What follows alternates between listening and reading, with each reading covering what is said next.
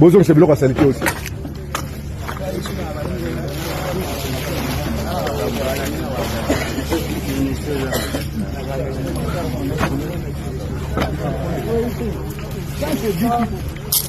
Envoyez-moi 15 000 d'émissions. Il y a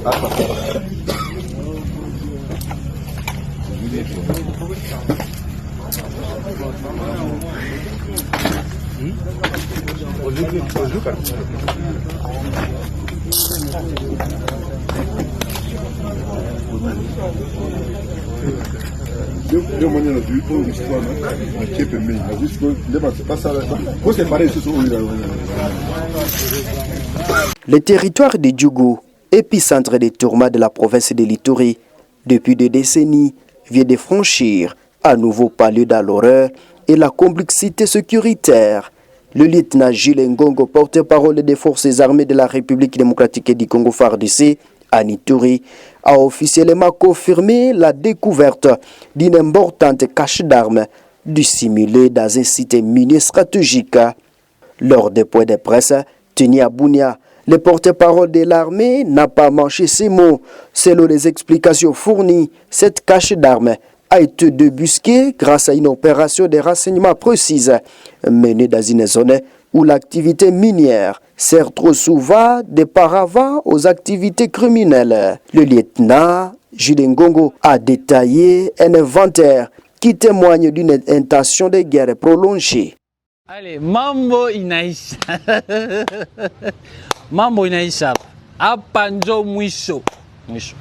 Apanjo serpe na batu yake batakula moshi kabisa hapa. Les armes. Ce n'était plus un site minier. C'était un site d'armement.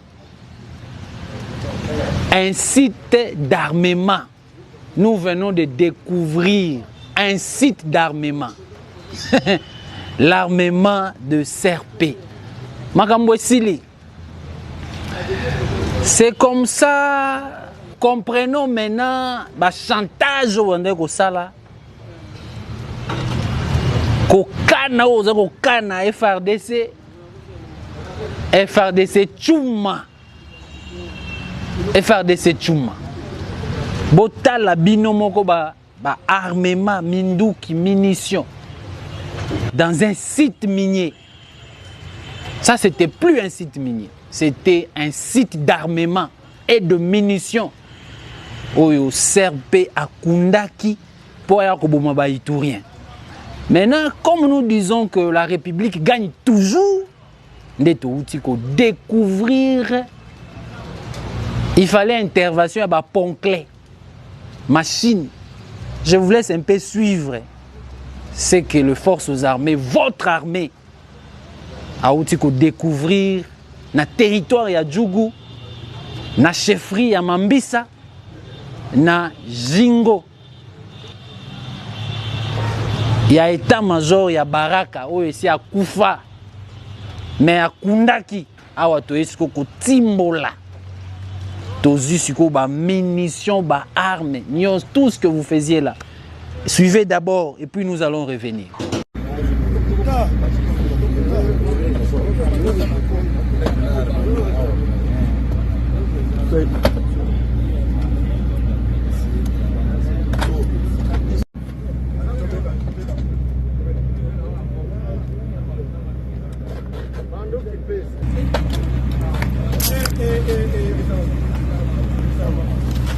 Sogoro,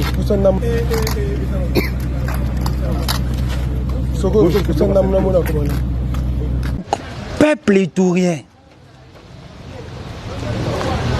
batu nyonso bazolanda biso na monde entier. Ndenge lieutenant général Luboya alobaki, lorsque nous avons présenté armes oyo tozwaki dans des différents fronts, alobaki, voici l'armée. On peut compter sur cette armée. Le commandant des opérations a félicité Kiba, soldat nae nyonso du travail abattu. C'était pas encore fini, c'était qu'un début. Hier et aujourd'hui, Tala Minduki, la Minduki. Je vous dis que ça, c'est pas un site minier. C'est un site d'armement que les forces armées, votre armée, a outil découvrir.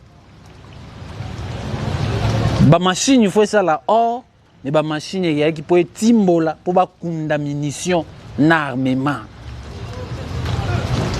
C'est comme ça, oh non, tout a piga. Le kuya kabisa. Boya. Kuya sasa.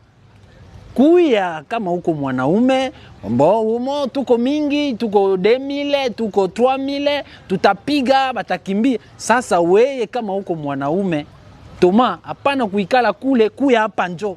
Utaona. Ozotika la kuna pamba yakawa otala musala ba soda bazo sala. Match Sili. Puis nous allons continuer ce travail jusqu'à la neutralisation finale de tous les ennemis de la République. C'est fini cette histoire. À Panjo Mouicho, nous allons présenter ces armes dans le monde entier. Ah, on a toza na Zamba, on a toza na Zamba. To kundoli yango na ba ponclé, des munitions et ba calibre nyos, des armements, des armes ba calibre nyos. Na Zamba, na site minier ya Baraka, biso nde ba kolomboka. On y va soda ba lo ba kolomboka ba soda. Pas à pas, périmètre par périmètre, nous allons découvrir toutes ces armes qui ont été cachées. Pas à pas, périmètre par périmètre. La restauration de l'autorité de l'État, Tokosala Yango. C'est fini. Déposez les armes et rendez-vous. D'ailleurs, vous allez déposer quoi? Parce que tout ce que vous avez, nous venons de voir ça. Vous allez déposer quoi? Fouiller. Bokima. Bokima. Jetez-vous au lac Albert pour avoir la vie sauve. Mais en restant vivant, en tenant une arme, AK ou PKM, nous allons vous foudroyer. Toko foudroyer bino. Non, tuko mingi, tuko apa, tuko api. Thomas, restez là où vous êtes. Ne venez pas ici. Vous venez ici, c'est votre mort. Parce que on se bochagi motema. Nde ngona bozomona. Bochela yango mitema ba armes munitions nde to uti kozwa. Vous voyez. C'est fini. Mwisho hapa njo mwisho. C'est fini. OK, le lobby, c'est fini. Eh